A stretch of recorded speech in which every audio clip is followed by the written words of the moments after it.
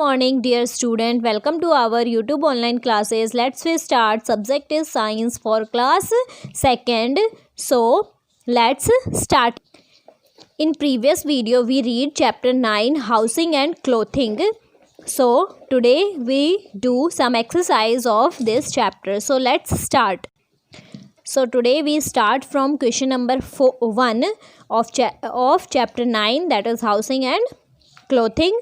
Right true and false. First question हमारा true और false है. So we do this. Pucca house are made of mud. जो पक्का house है वो किसका बना होता है? मड का, वुड का एंड स्ट्रॉ का. पक्का हाउस मिट्टी का, मड यानी होता है कीचड़ का, वुड यानी लकड़ी का, स्ट्रॉ यानी घास फूस का बना होता है. तो no, this statement is false. क्या राइट करोगे? फॉल्स. FALSE false. जो पक्का हाउस होता है वो किसका बना होता है? ब्रिक, सीमेंट, स्टील, इन सब का बना होता है, ना कि मड, वुड, स्ट्रॉ का. Okay. Next is snow falls of a sloping roof easily. जो स्नो फॉल्स होती है वो next question is snow falls of a sloping roof easily. यानी स्लो फॉल जो होती है वो स्लोपिंग रूफ में ईजली गिर जाती है. तो yes, this statement is true. Right करोगे यहाँ पे true, TRUE true. Next is ए कच्चा हाउस इज स्ट्रॉन्गर देन ए पक्का हाउस. जो कच्चा हाउस होता है वो मजबूत होता है किससे? पक्का हाउस से. तो this statement is also false. Right here false. FALSE false. Kutcha house हमारा कमज़ोर होता है किसी भी पक्के हाउस से. Next is a caravan is a house on wheels. जो कारावन होता है वो हाउस ऐसा हाउस है जो कि व्हील्स पे होता है. तो yes, caravan is a house on wheels. तो राइट हेयर ट्रू. क्या राइट करोगे? True, TRUE true. Next is we wear different clothes during different season. क्या कह रहा है? वी वियर, हम अलग अलग तरह के कपड़े पहनते हैं अलग अलग सीजन में, अलग अलग मौसम में. तो yes, this statement is also true. We wear different clothes during different season. हम अलग अलग तरह के कपड़े पहनते हैं अलग अलग मौसम में. तो right here true. Next question, question number 2, match the following. Column A, column B. 2 columns are given hair.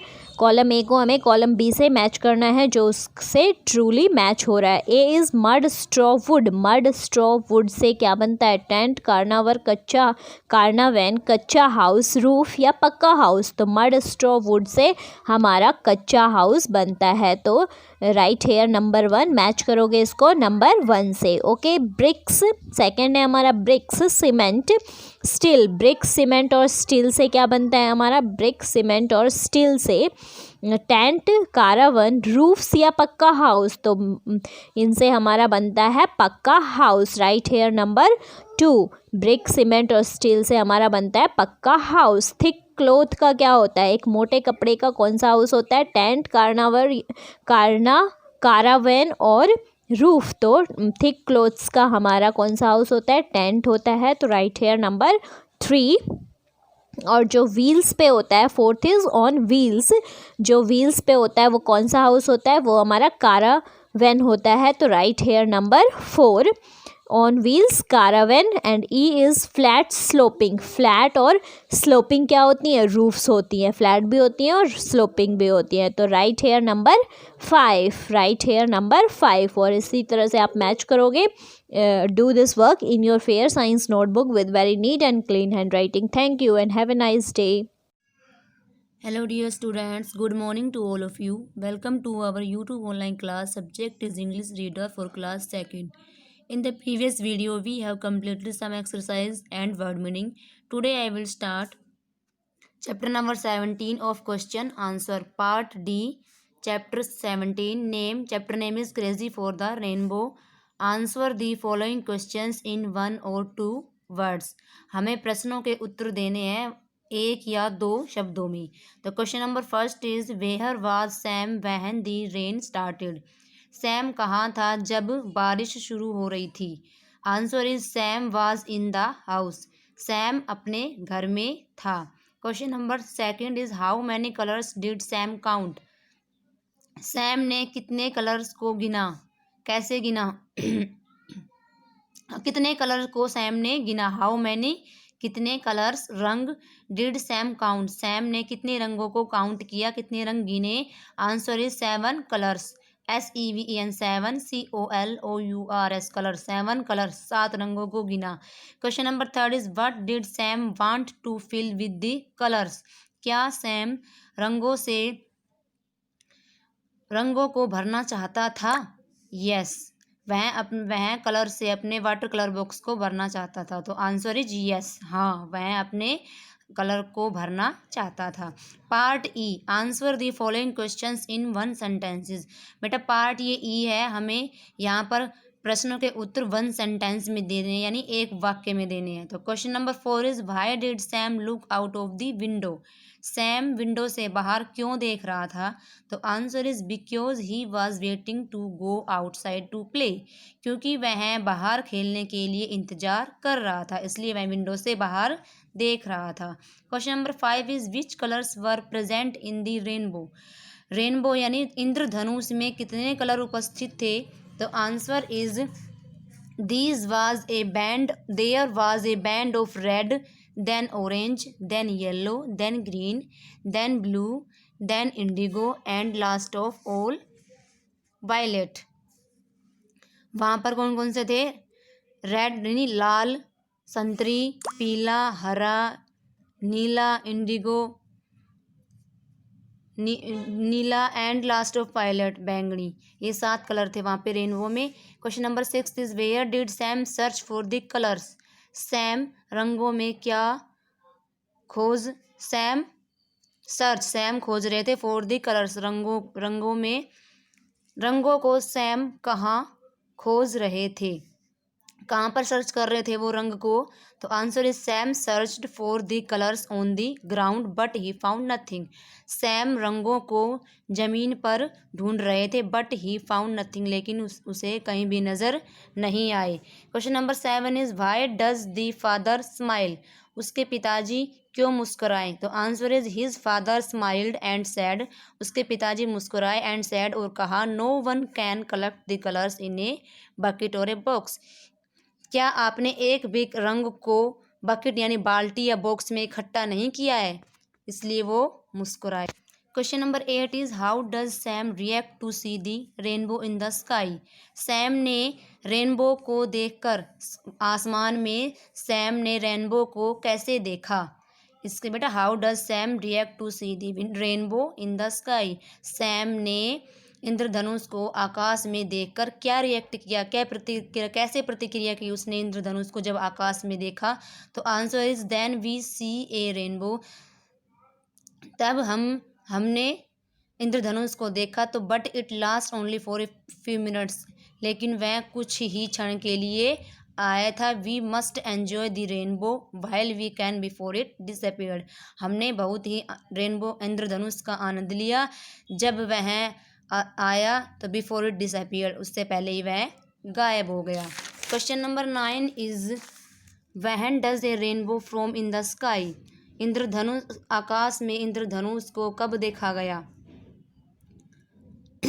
कब आता है आकाश में इंद्रधनुष, तो answer is they form when the sun shines through the tiny rain drops, तब सूरज चमकता है, तो बारिश की छोटी बूंदें पड़ती है, सूरज चमकता हुआ दिखाई देता है।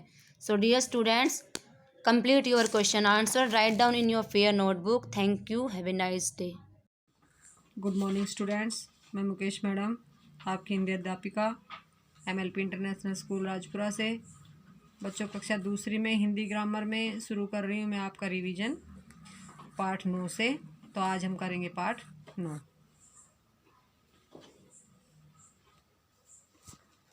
तो बच्चों हमारा जो पाठ 9 है वो है क्रिया। यहाँ कुछ उदाहरण दिए गए हैं, इनको देखिए एक बार। मोहन खेल रहा है, क्या क्रिया कर रहा है मोहन, खेलने की क्रिया। पक्षी उड़ रहे हैं, पक्षी क्या क्रिया कर रहे हैं, उड़ने की। सूरज उग रहा है, सूरज क्या क्रिया कर रहा है, उगने की। नदी बह रही है, यहाँ नदी में क्या क्रिया हो रही है, बहने की क्रिया।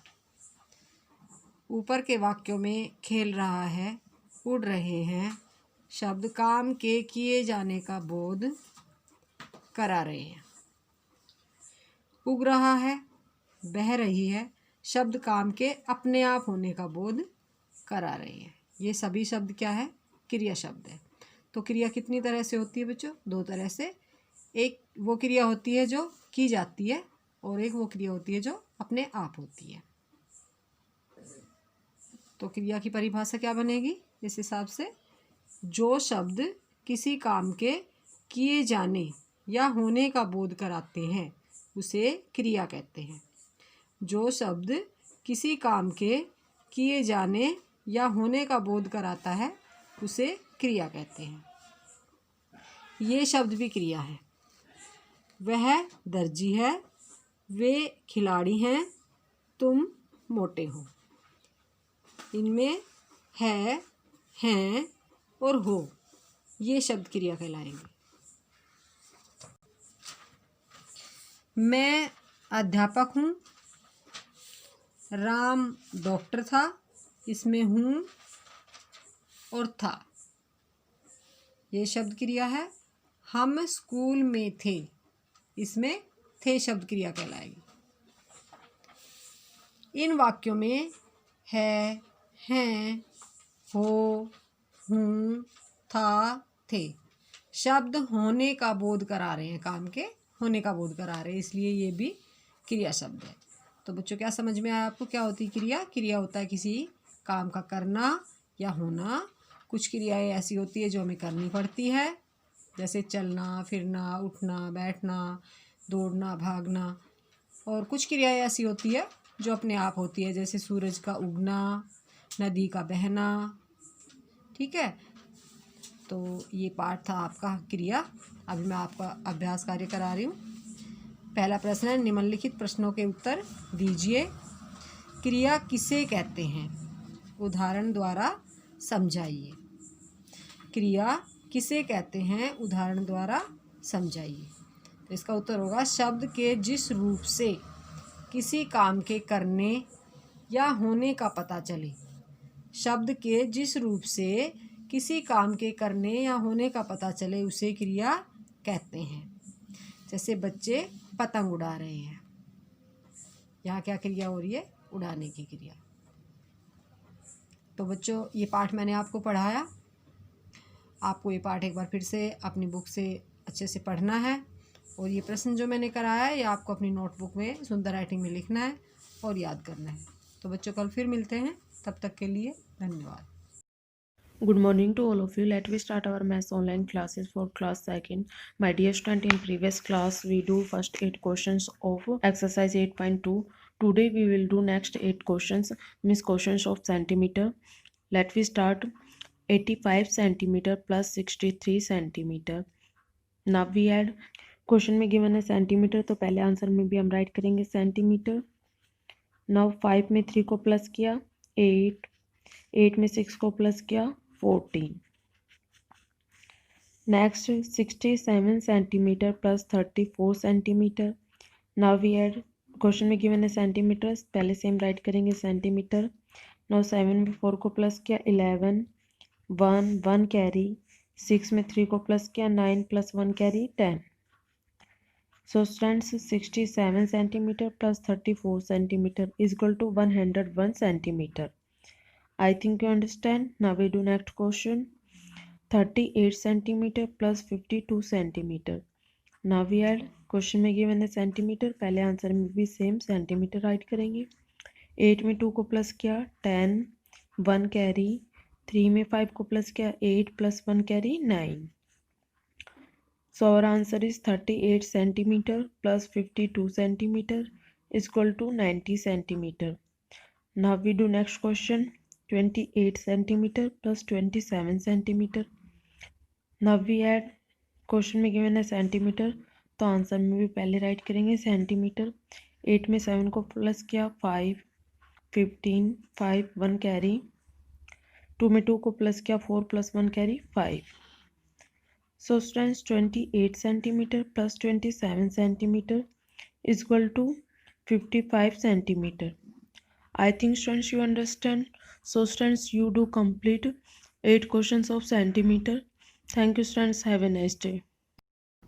Good morning all of you. Welcome to our YouTube online classes. Let we start. Subject is SST for class 2nd. Dear student, in previous class we discussed difficult word lesson 14. Today we will do exercise lesson 14. So first you mention here chapter 14. After that we write chapter name and heading डालेंगे. First है हमारा tick the correct option.